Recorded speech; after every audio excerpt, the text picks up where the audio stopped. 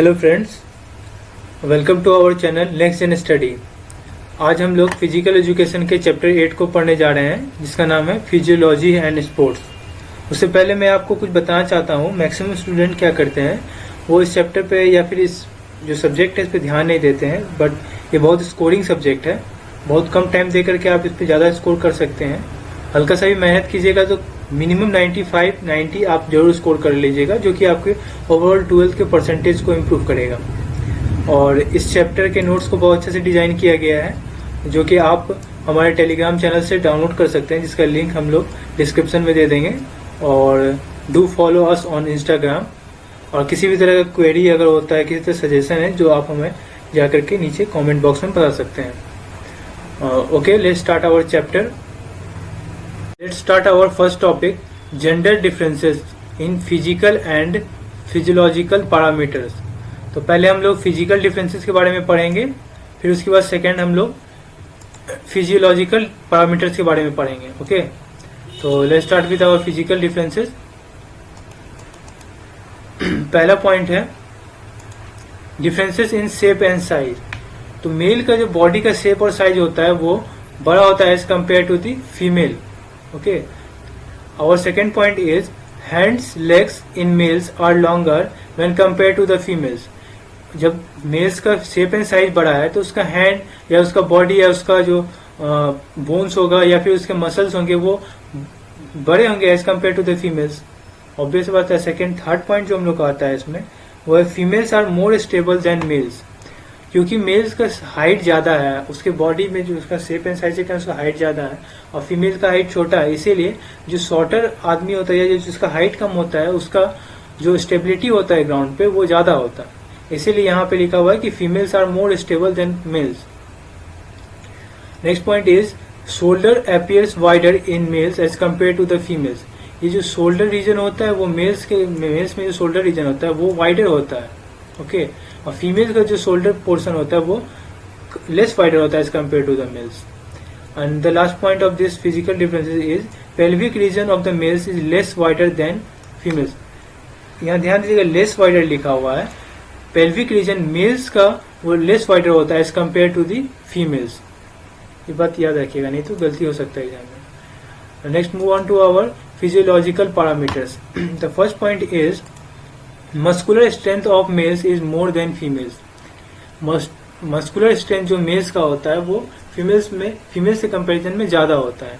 तो हम लोग सब जान ही रहे कि मसल स्ट्रेंथ जो होगा मेल का वो फीमेल से ज्यादा होता है। सेकंड है there is less amount of blood in females as compare to the males. जो फीमेल के अंदर जो ब्लड का कैपेसिटी जो अमाउंट है वो मेल के कंपेरिजन में कम होता है। ये एक फिजियोलॉजिकल पैरामीटर है, ठीक है। और जो थर्ड पॉइंट पे हम लोग चलते हैं, थर्ड पॉइंट इसका जो है वो है lungs of females are smaller than that of males. तो जो लंग्स भी है, जैसे कि हम लोग ऊपर देखें कि ब्लड जो फीमेल में वो कम है, उसी तरह लंग्स भी जो फीमेल का होता है वो स्मॉलर होता है as compare to the males. Last point है blood pressure in females are generally lower than that of males. Blood pressure भी जो फीमेल के अंदर होगा वो लोअर होगा as compare to the males. Okay, let's move on to the next topic which is physiological factors determining the components of physical fitnesses. इसका मतलब है जो फिजियोलॉजिकल फैक्टर है जो कि हम लोग का फिजिकल फिटनेस को डिटरमाइन करता है, उसके बारे में हम लोग पढ़ेंगे। तो उसके बारे में 4 पॉइंट यहाँ पे है। तो पहला पॉइंट है the strength of muscles depends upon the size of muscles. तो जो मसल्स का स्ट्रेंथ होता है ना वो उसके साइज पे डिपेंड करता है। जो छोटा मसल्स होगा उसका साइज या उस पर स्ट्रेंथ बहुत कम होगा, और जो कि बड़ा मसल्स होगा या जिसके मसल्स का जो कंपोजिशन अगर अच्छा होता है तो उसका मसल्स का स्ट्रेंथ ज्यादा होता है। सेकेंड पॉइंट है हम लोग का higher the weight more will be the strength. तो जिस भी पर्सन का वेट बहुत ज्यादा होगा उसका मसल्स का स्ट्रेंथ जो है या फिर उसके जो वेट के कारण जो उसके मसल्स में जो स्ट्रेंथ होगा वो ज्यादा होगा। फॉर एग्जाम्पल अगर हम लोग किसी एनिमल से ही कंपेयर करते हैं, जो एनिमल बड़ा होता है उसके अंदर ज्यादा स्ट्रेंथ होता है। एग्जाम्पल एलिफेंट का बात करें तो एलिफेंट क्योंकि उसका स्ट्रेंथ ज्यादा है क्योंकि उसका वेट भी ज्यादा है। तो जैसे वेट बढ़ता है तो मसल्स का स्ट्रेंथ भी बढ़ता है। थर्ड पॉइंट हम लोग का strength of muscles also depends upon the muscles composition. Muscles का जो स्ट्रेंथ होता है वो आपके मसल्स के कंपोजिशन पे भी डिपेंड करता है। जितना अच्छा मसल्स कंपोजिशन होगा वो आपका स्ट्रेंथ पे मतलब रिफ्लेक्ट करेगा। जितना अच्छा मसल्स कंपोजिशन है उतना आपका हेल्दी मसल्स है और उतना ज्यादा उसमें स्ट्रेंथ होगा. Okay, and the last point of this topic is strength. Sorry, not it is not the last topic. Next point is strength of muscles also depends upon intensity of our nerve impulse. तो जो nerve impulse होता है ना, उसका काम क्या होता है, आपको सारे बॉडी तक इन्फॉर्मेशन पहुंचाना जो कि आपके ब्रेन से कंट्रोल हो रहा है. तो जितना अच्छा कनेक्टिविटी होगा, आपका इंटेंसिटी होगा नर्व इम्पल्स का, उतना ज्यादा आपके मसल्स पे कंट्रोल होगा और उसके कारण आपके जो मसल्स का स्ट्रेंथ होगा वो उतना ज्यादा अच्छा होगा. ओके, नेक्स्ट हम लोग का पॉइंट है फिजियोलॉजिकल फैक्टर डिटरमाइनिंग स्पीड. तो पहला पॉइंट आता है speed depends upon the mobility of the nervous system. तो जो हम लोग का नर्वस सिस्टम है ना, वो हम लोग का ब्रेन के थ्रू कंट्रोल रहता है और हर एक मसल्स पे इसका कंट्रोल रहता है, क्योंकि ब्रेन जो ही हम लोग का पूरा बॉडी को कंट्रोल करता है. तो जो मसल्स पे अगर कंट्रोल ठीक से रहेगा, अगर हम लोग का नर्वस सिस्टम ठीक से काम करेगा तभी होगा. तो मोबिलिटी अगर अच्छा होता है नर्वस सिस्टम का, तो अच्छा से नर्वस सिस्टम काम करेगा और डायरेक्टली जो हम लोग का मसल जो है वो अच्छे से कंट्रोल में रहेगा और उसके कारण हम लोग का जो स्पीड होगा फंक्शनिंग करने का, कोई भी वर्क करने का, वो इम्प्रूव होगा. तो speed also depends upon the muscle composition. Muscles का कंपोजिशन अगर अच्छा होगा तो हम लोग का मसल्स का स्ट्रेंथ अच्छा होगा. अगर मसल्स का स्ट्रेंथ अच्छा होता है तो वो हम लोग का स्पीड को डायरेक्टली तो डिपेंड करेगा, क्योंकि हम लोग का मसल्स का स्ट्रेंथ अच्छा है तो हम लोग कोई वर्क को बहुत फास्टली कर पाएंगे. तीसरा है speed also depends upon the flexibility. Flexible body होगा तो हम लोग कोई भी वर्क को आराम से कर पाएंगे. अगर फ्लेक्सिबल नहीं रहता है तो बॉडी में या मसल्स में डैमेज आ सकता है, तो हम लोग का स्पीड वहाँ कहीं ना कहीं स्लो रहेगा अगर फ्लेक्सिबल बॉडी नहीं रहता है या फ्लेक्सिबल मसल्स नहीं रहता है. तो फ्लेक्सिबल मसल्स भी एक बहुत बड़ा फैक्टर है क्योंकि आपको स्पीड को डायरेक्टली मतलब इफेक्ट करता है. यही तीनों था जो कि आपको तीनों पॉइंट था जो कि आपको स्पीड को डिटरमाइन करता है. Physiological factors determining endurance. तो पहले जानते हैं इंड्योरेंस का मतलब क्या होता है. इंड्योरेंस जो टर्म है उसका मतलब होता है कोई भी वर्क को लंबे समय तक कंटिन्यूसली करने का बिना रुके हुए, जो होता है टर्म वो इंड्योरेंस एक्सप्लेन करता है. मतलब इंड्योरेंस का मतलब है कोई भी वर्क को कंटिन्यूसली करे बिना रुके हुए, तो वही इंड्योरेंस कहलाता है.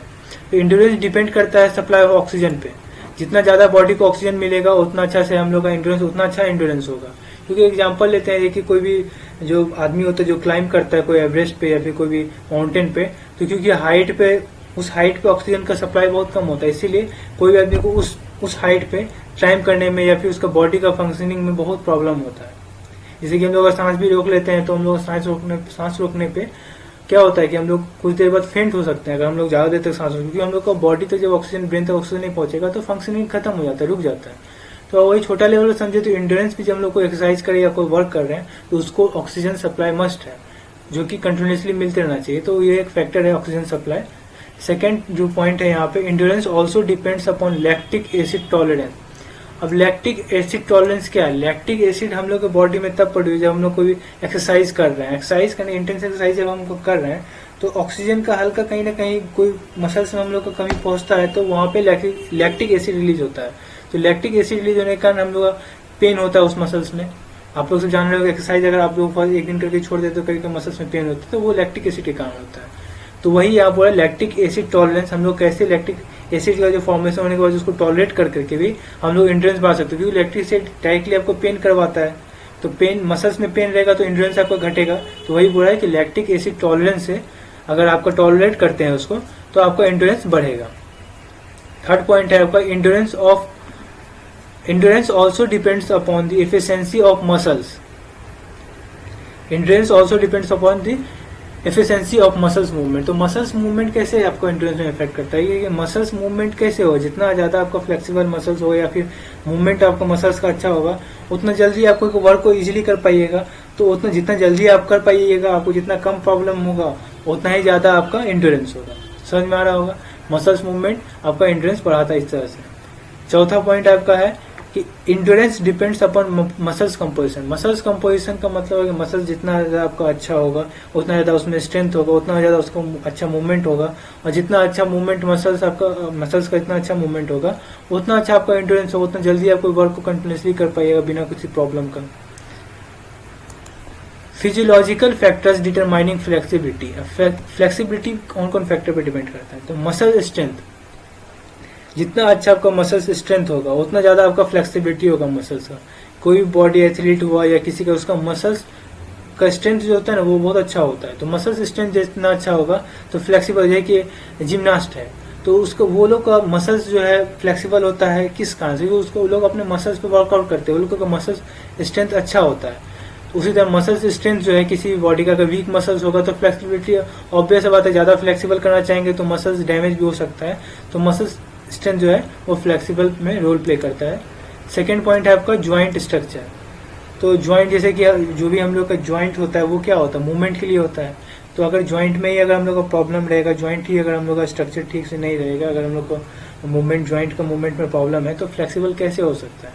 तो ज्वाइंट स्ट्रक्चर भी एक पॉइंट है फ्लेक्सिबिलिटी को लेकर के। थर्ड आता है age and gender of a person. तो पहले एज पे बात करते हैं।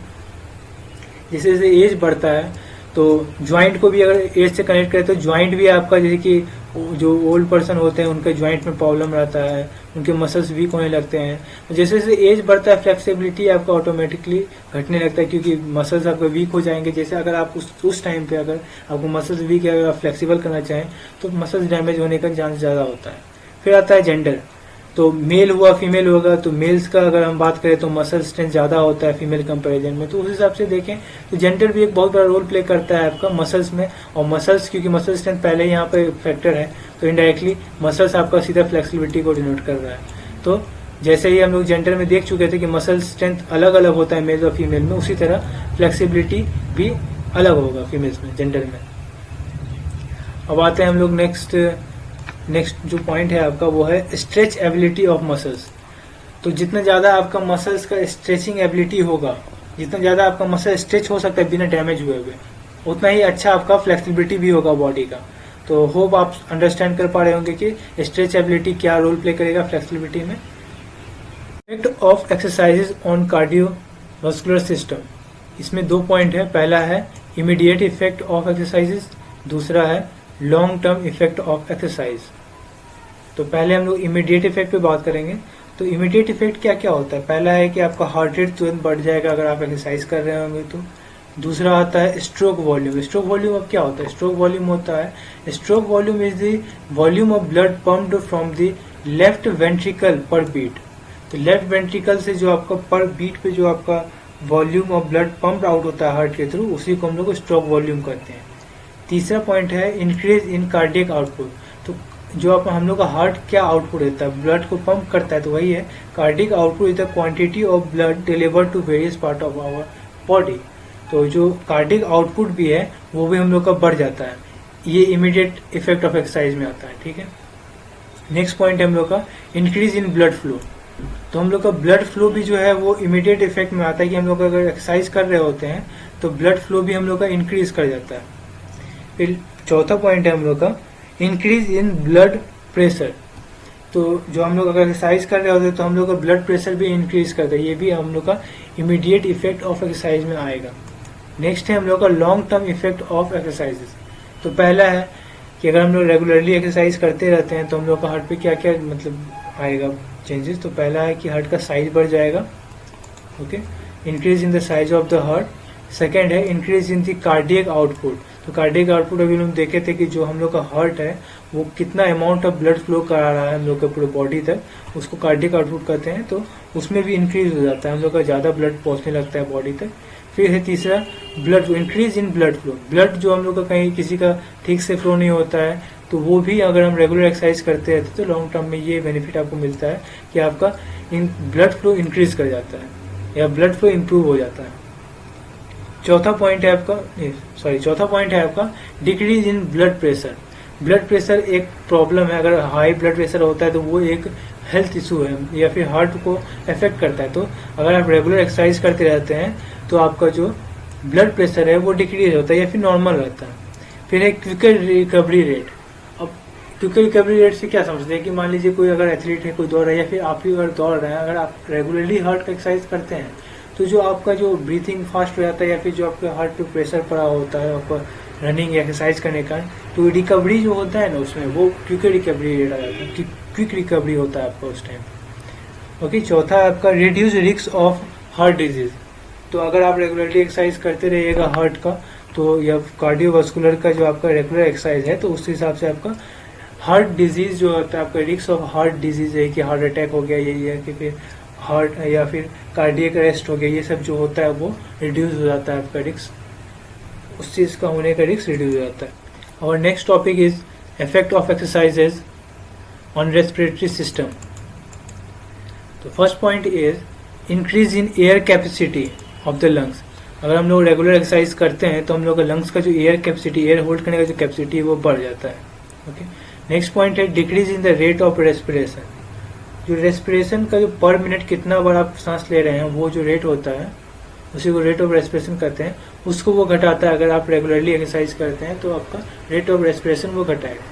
तीसरा पॉइंट है strengthen the diaphragm. Diaphragm is a muscles which is present on the back of the lungs. तो जो आपका लंग्स एक्सपेंड करता है फिर उसके बाद फ्लैटन होता है, तो उसको जो कंट्रोल करता है वो हम लोग को डायफ्राम उसको कहते हैं। तो उसको भी स्ट्रेंथ प्रोवाइड करता है अगर आप रेगुलरली एक्सरसाइज कर रहे हैं तो। Alveoli are present inside the lungs. तो लंग्स के अंदर जो एल्वोलीज होता है ना वो पोर्स की तरह काम करता है, जो कि ऑक्सीजन जिसको सप्लाई किया हुआ ब्लड होता है जो हार्ट के द्वारा, उससे वो ऑक्सीजन को लेता है। मैक्सिमम आदमी के केस में वो ब्लॉक रहता है क्योंकि बाहर जैसे हम लोग एनवायरनमेंट में बहुत पॉल्यूशन है तो एल्वोलीज ब्लॉक रहता है। तो अगर आप रेस्पिरेटरी एक्सरसाइज कर रहे हैं तो आपका एल्वोलीज जो है वो ओपन होने लगता है। तो वही यहाँ लिखा हुआ है एल्वोलीज बिकम्स एक्टिव। फिर उसके बाद लिखा हुआ है इंक्रीजेज इंड्योरेंस। इंड्योरेंस टर्म जैसे हम लोग पहले ही पढ़ चुके हैं, कोई भी वर्क को कंटिन्यूसली बिना रुके हुए करना को हम लोग इंड्योरेंस करते हैं, जिसके लिए सप्लाई ऑफ ऑक्सीजन मस्ट है। और अगर आपका रेस्पिरेटरी सिस्टम अच्छे से काम कर रहा होगा तो आपको ऑक्सीजन सप्लाई में कोई प्रॉब्लम नहीं होगा। इसीलिए इंक्रीज इन इंड्योरेंस वो डायरेक्टली आपका इंड्योरेंस को भी इंक्रीज करता है। Increase in size of lungs, जैसे कि हम लोग हार्ट के केस में देखे थे, रेगुलर एक्सरसाइज जो होता है लॉन्ग टर्म बेनिफिट क्या होता है कि आपका हार्ट का साइज बढ़ जाता है। उसी तरह अगर आप रेगुलरली रेस्पिरेटरी एक्सरसाइज करते हैं तो आपका लंग्स का और चेस्ट का साइज जो भी है बढ़ेगा। Let's move on the next topic. It is effect of exercise on muscular system. और मस्कुलर सिस्टम जो है उस पर एक्सरसाइज करने का क्या क्या इफेक्ट होता है। तो पहला change in the shape and the size of it will be size. Change in the shape and size of muscles. अगर हम रेगुलरली एक्सरसाइज करेंगे तो कितना नहीं होता, मसल्स जो है इंक्रीज करने लगता है, उसका शेप बढ़ने लगता है, तो साइज बढ़ने लगता है, यही कहना चाह रहा है। सेकेंड है formation of more capillaries. Muscles का एक छोटा यूनिट कैपिलरीज होता है अंदर में, तो वो बोल रहा है कि muscles formation of more capillaries. अगर मसल्स का साइज बढ़ेगा तो ऑब्वियस सा बात है कि उसको बढ़ने के लिए कुछ तो कैपिलरीज को बढ़ना जरूरी है, क्योंकि कैपिलरीज उसका छोटा यूनिट होता है, मसल्स के अंदर में पाया जाता है कैपिलरीज। तो फॉर्मेशन ऑफ मोर कैपिलरीज हो गई। फिर उसके बाद है कंट्रोल्स एक्स्ट्रा फैट। अगर आप एक्सरसाइज करेंगे, मस्कुलर एक्सरसाइज करेंगे तो ऑब्वियस बात है कि आप मोटे तो नहीं होंगे ना, फैट तो जमा नहीं होगा, फैट बर्न होगा अगर आप एक्सरसाइज कर रहे होंगे तो यही इससे कहा जा रहा है। फिर उसके बाद है efficiency in movement of muscles. अगर आपके मसल्स में स्ट्रेंथ रहेगा, क्योंकि अगर मस्कुलर एक्सरसाइज आप कर रहे हैं तो आपके मसल्स में स्ट्रेंथ तो जरूर होगा। अगर आपका मसल्स में स्ट्रेंथ है तो आपका मूवमेंट भी मसल्स का बहुत अच्छा से होगा। तो वही बोल रहा है कि आपका जो इफिशिएंसी होगा ना मूवमेंट ऑफ मसल्स का वो इम्प्रूव होगा अगर आप मसल्स एक्सरसाइज करते हैं। तो मस्कुलर सिस्टम पे अगर एक्सरसाइज करते हैं तो ये सब आपका इफेक्ट पड़ेगा। फिर है body posture remains correct. Body का जो पोस्चर आप खड़े होते हैं, जो आपको पोस्चर होना चाहिए करेक्ट, आपका स्पाइन सीधा होना चाहिए, आपके शोल्डर सीधा होना चाहिए, सब कुछ जो होता है पोस्चर, एक करेक्ट पोस्चर जो होना चाहिए वो भी करेक्ट होता है अगर आप एक्सरसाइज करते हैं। फिर है डिले फैटिक। फैटिक का मतलब होता है थकान। अगर आपका जो मस्कुलर आप एक्सरसाइज करते हैं तो आपको थकान बहुत लेट से आएगा। जैसे और सब आदमी छोटा छोटा काम करके थक जाते हैं, तो जो आदमी एक्सरसाइज करता है उसको ये बेनिफिट होगा कि उसका थकान बहुत लेट से आएगा। Okay, I hope you understand about this topic. Let's move on to next topic. So our next topic is physiological changes due to aging. तो पहला पॉइंट है इसमें change in muscular size and strength. जितने भी aged person होते हैं उनके muscles के साइज डिक्रीज हो जाते हैं और उसमें जो स्ट्रेंथ होता है वो घट जाता है। फिर उसके बाद है आपको change in bone density. Aged person के बोन भी जो होते हैं वो वीक होते हैं, और जो वीक क्यों हो रहा है क्योंकि उनका जो बोन का डेंसिटी होता है अंदर में जो होना चाहिए उनका वो बहुत वीक हो जाता है, क्योंकि बोन डेंसिटी उन लोगों का कम होता है, इसलिए बोन डेंसिटी घटता है तो बोन भी उन लोगों का वीक हो जाता है। Change in respiratory system.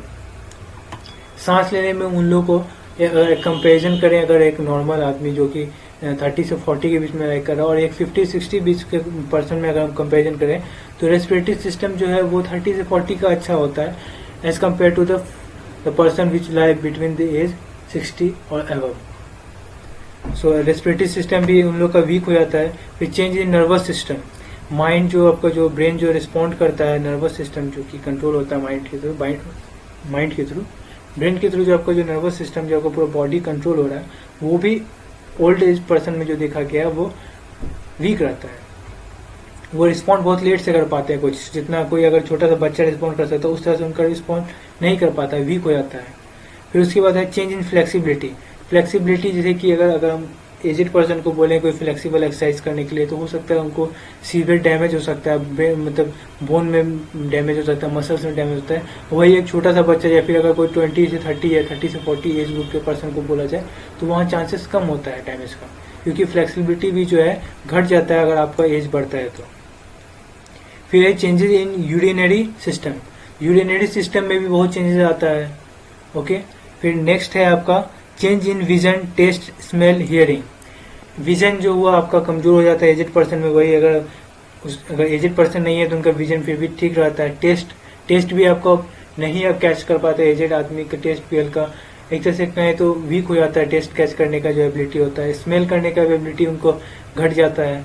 फिर हियरिंग का भी कम सुनाई देने लगता है एजेड होने पे। ये सब जो है फिजियोलॉजिकल चेंजेस है जो कि एजिंग के साथ आता है पर्सन में। अगला टॉपिक पे हम लोग मूव करेंगे। So our next topic is role of physical activity in maintaining functional fitness in aged population. तो first point is help in maintain bone density. अगर कोई आदमी फिजिकल एक्टिविटी में इन्वॉल्व है तो उसका जो बोन जो डेंसिटी होता है ना, क्योंकि एज के साथ बोन डेंसिटी घटता है और बोन वीक होने लगता है, तो उसका बोन डेंसिटी जो है मेंटेन रहेगा और वीक नहीं होगा। Okay, slow down the brain aging. Age के साथ ब्रेन का जो मतलब जो एजिंग होता है, ब्रेन जो है कमजोर होता है, वीक होते जाता है। तो अगर आप फिजिकल एक्टिविटी एक्सरसाइज कर रहे हैं रेगुलरली तो आपका जो ब्रेन का एजिंग है प्रोसेस वो बहुत स्लो हो जाएगा और आपका ब्रेन का एजिंग जो होगा वो बहुत कम होगा, आपका अच्छा से वर्क करेगा ब्रेन। फिर उसके बाद है reduce the risk of age related diseases. अब जो एज रिलेटेड डिजीजेज होता है जो कि हम लोग एल्डर पर्सन में देखते हैं या जो एजेड पर्सन उसमें देखने को मिलता है, वो भी रिड्यूस होगा अगर आप रेगुलरली फिजिकल एक्टिविटी या एक्सरसाइज में इन्वॉल्व है तो।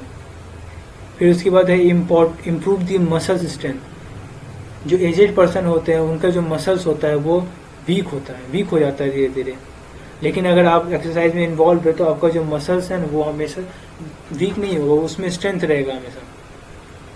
तो ये भी एक बेनिफिट है अगर आप रेगुलरली एक्सरसाइज कर रहे हैं तो। फिर enhances the capacity of lung. पहले भी हम लोग पढ़ चुके हैं कि अगर आप एक्सरसाइज करते हैं तो आपको लंग्स का कैपेसिटी हो गया, साइज हो गया, वो इम्प्रूव होता है, बढ़ता है। तो फिजिकल एक्टिविटी में इन्वॉल्व है तो एजेड पॉपुलेशन में भी जो है वो इनहेंस करता है आपका लंग्स की कैपेसिटी को। इम्प्रूव फ्लेक्सिबिलिटी अगर इम्प्रूव रहेगा आपका तो आपका जो मसल्स जो है डैमेज कम हो सकता है, कम होगा। बल्कि अगर आप फिजिकल एक्टिविटी में हैं तो आपका मसल्स जो है वो का स्ट्रेंथ बढ़ेगा और फ्लेक्सिबिलिटी बढ़ेगा, जिसके कारण आपका जो मसल्स डैमेज जो कि एक नॉर्मल जनरल अगर हम बात करें नॉर्मल जो कि आदमी एक्सरसाइज नहीं कर रहे हैं या फिर फिजिकल एक्टिविटी में इन्वॉल्व नहीं है एजेड पर्सन, उनके मसल्स में फ्लेक्सिबिलिटी नहीं रहता है। लेकिन अगर आप फिजिकल एक्टिविटी या फिर एक्सरसाइज में इन्वॉल्व हैं तो आपके मसल्स में फ्लेक्सिबिलिटी रहेगा।